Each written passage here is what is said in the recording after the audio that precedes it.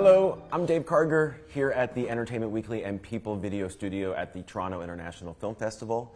Very happy to be here with the crew from the movie The Inspection, Elegance Bratton, who wrote and directed the film, Gabrielle Union and Jeremy Pope, who star in it. Great to see you all. Thanks for being here. You had your premiere last night in front of 1,200 people.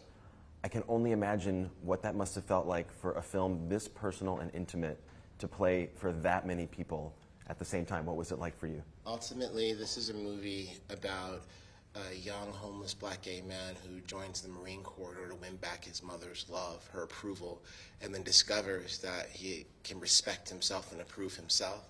And that's personal to me because that's my journey. So to be in front of a rapturous crowd of 1,200 people, having learned this lesson myself, and to be able to give it to this audience, this incredible Toronto audience, it's literally a dream come true. Did you two sit through the screening? Yeah. We did. Yeah. What was it like? It's surreal. Honestly, it's surreal. At the screening, I said, me and my husband, we're 10 toes down. Not just for our kids, but everyone else's kids. And to have an audience of that size receive this film in this way, let us know that we're on the right track, and we are doing the Lord's work. Yeah. And if one family can heal and stick together, it's been a success. Jeremy, was there anything that was difficult to see on the big screen in front of that many people? It's a unique experience watching yourself and kind of going on that journey with an audience that knows nothing. But I had my mom there, and that was a very beautiful experience. It's my first kind of film festival, if you will. So I'm just trying to be in that first. I feel extremely grateful, and blessed to be here. So it was a very special night. And I was just so, happy to be there with Elegance and for the audience to just receive him and his story with love and so much support. Elegance, at what point did you realize that your own life experience could be a film? Was it when you were actually going through what Jeremy's character, go through in the film, or was it years later that you were like, wow, this could actually be something? It was years later.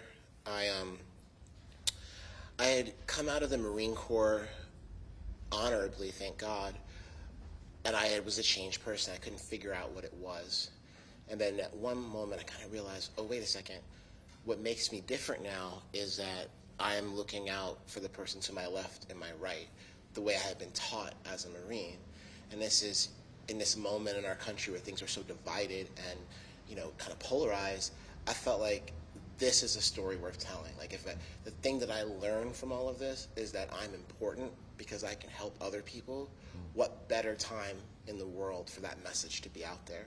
This is a movie for everyone who's ever been disregarded. To know that that's a lie. You can actually do anything you want to do. Jeremy, when you think back to being on the set, obviously the script is beautifully written, and so much of what your performance would become was on those pages. But when you're playing essentially your director, how much were you kind of powwowing with him and saying, I want to ask you about this experience or that experience, as opposed to just sticking to what was on the page? Right. We spent a lot of time, with this role, I had to be very precious and make space for him because he's the writer, he's the director, and I'm telling his story. I'm the vessel doing that.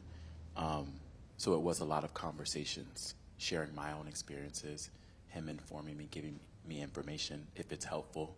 Because I think in our movie, you have the beautiful script, but I feel the most powerful moments are the moments where there are no words, and you're tracking the journey of where this character is and what he's feeling. And the only way I was able to get there was to have these necessary conversations to understand maybe where he was at in that moment and what he was feeling and what he was needing. What was the active question inside of French? What was powering him through? Why did he stay in boot camp? You know what I mean? So I had to understand those things, and it just took making space in our day, whether that means the cameras are up, but we need to talk. I need a little bit more from E just to understand, to try to understand. I don't think I'll ever fully understand, but I wanted to try, and that's kind of what we did in our process of collaborating together. Gabrielle, for those of us who are in the LGBTQ+ community, the way you and your husband have not only supported but celebrated your trans daughter has been so beautiful and so inspiring. Did that aspect of your life make this movie more appealing for you to sign on to as not only an actress but executive producer? It made it appealing as an executive producer, sure, because it's such a beautiful, it's just such a beautiful story. As an actress, I normally look for characters that have some chunk of me in them, and I did not see that in Inez. But what Elegant saw in me as an artist was something I'd never allowed myself to see about myself. So when he said, no, it absolutely is you, and you can absolutely do this, I just believed him and mined my darkness to find the common space with Inez, which is a very vulnerable place to know that I too am capable. It's not going to manifest itself in the same way. But when you are centering an oppressor's idea of who you need to be considered worthy of all of the things, everybody is on the chopping block. Everybody. And who you will sell down the river thinking it'll get you one step further, it can get dark. And that is the common place that I found with Inez. And to know that you're capable of something like that, when you're like, I always look at homophobes as trash. And I'm like, Google is free, and it's not my job. I'm not doing free labor for you to figure out how to love your kid. But through the process of this, it's like, oh, maybe I'm not so different in terms of what led me to that point. You know what I mean? I'm never going to reject my child. None of my children are disposable. But I get the deep desire to be seen as worthy. And anything that threatens that can go. And for some people, that includes their children. But were there things that you had to recreate in this film that were especially difficult to recreate? Yeah, for sure. I always tell people this movie is 100% autobiographical when it comes to the fears, the desires, the motivations of Ellis French, even if the situation itself is not autobiographical, right? However, when it comes to French and his mother, that is literally out of my life. I've experienced that with my mom. I've experienced, the idea that I was untouchable in the home, and it accumulated throughout my childhood until I was kicked out of my home. But that's why I love cinema.